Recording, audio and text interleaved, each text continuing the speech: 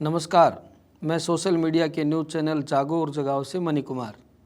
देश में जातिवादी आतंक बड़े पैमाने पर फल फूल रहा है।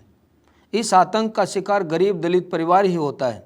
जब भी कोई हादसा होता है, पीड़ित पक्ष के समर्थन में लोग खड़े हो जाते हैं, न्याय के लिए आवाज़ उठाते हैं, जुल्मी को सज़ा देने की बात करते हैं। उसी समय अपराधी के पक्ष में भी जातिवादी मानसिकता के लोग खड़े हो जाते हैं, अपराधी को बचाने के लिए पूरी ताकत लगा देते हैं। जिस कानून के तहत अपराधी को सज़ा मिलनी चाहिए, उस कानून पर प्रहार करने लगते हैं। पुलिस, शासन और प्रशासन के लोग जो खुद भी जातिवादी मानसिकता से ग्रसित होते हैं, वह भी डायरेक्ट और इनडायरेक्ट रूप से अपराधी के साथ खड़े हो जाते हैं। पीड़ित पक्ष को डराते हैं, धमकाते हैं, समझौते के लिए दबाव बनाते हैं। येन केन प्रकरण अपराधी छूट जाता है, अपराधियों का मनोबल बढ़ जाता है और पीड़ित पक्ष सब्र का घूंट भर के किस्मत को कोसता है या भाग्य का खेल समझकर उसी अन्याय को ईश्वर की इच्छा मानकर सहन कर लेता है। जब भी कोई जुल्म होता है, यही घटित होता है। इस देश में जातिवादी आतंक सबसे भयंकर आतंकवाद है। प्रत्येक व्यक्ति इससे पीड़ित है, लेकिन कोई मीडिया, बुद्धिजीवी, चिंतक इस घिनौने जुल्म से मुक्ति दिलाने के लिए ना तो आवाज़ उठाता और ना ही कोई लेख लिखता है और न ही कोई न्याय के समर्थन में खड़ा होता है। अनुसूचित जाति, जनजाति, पिछड़ी जाति और इसके नेतृत्वकर्ता सब खोखले नजर आते हैं।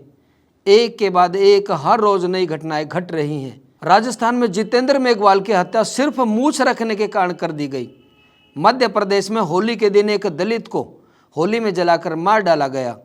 अधिकांश घरों में जो आगजनी की घटना हुई, घरों में जाकर मारपीट की गई। दुराचार जैसी घटनाओं को नेशनल मीडिया उस पर लिखने और जगह देने में कोई ज़रूरत महसूस नहीं करता।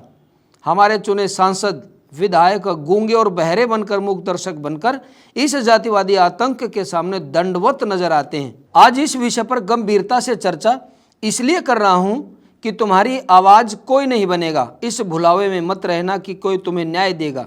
इस आतंक को खत्म करने के लिए हमें बाबा साहब को समझना होगा। जैसा बाबा साहब ने हमें कहा था, इन जातियों की दीवारों को तोड़कर मनवादी व्यवस्था से बाहर निकलकर हमें संगठित होना होगा। छोटी छोटी जातियों के टुकड़ों से बाहर निकलकर हमें बौद्ध समाज का निर्माण करना होगा। एक ऐसा समाज जिसमें कोई जाति न हो, जिसमें कोई जातिगत मानसिकता ना हो। ऐसा केवल बौद्ध धम्म की शरण में जाने से ही संभव हो सकता है। पहले भी यही समाधान था और आज भी यही समाधान है। ईमानदारी के साथ बाबा साहब को समझो, उस पर अमल करो, नहीं तो आने वाली पीढ़ियां भी इसी आतंक का शिकार होकर मरती रहेंगी और तुम्हारे पास रोने और खोने के लिए कुछ नहीं बचेगा।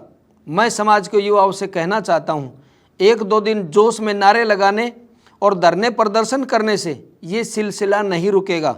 स्थायी समाधान का प्रयास करो और फिर अपनी समस्त ऊर्जा को अपने और अपने समाज के विकास के लिए उपयोग करो। इसलिए मेरा आप लोगों से आह्वान है, आओ और मिल कर के काम करें। पहले खुद जागें, फिर दूसरों को जगाने का काम करें। धन्यवाद।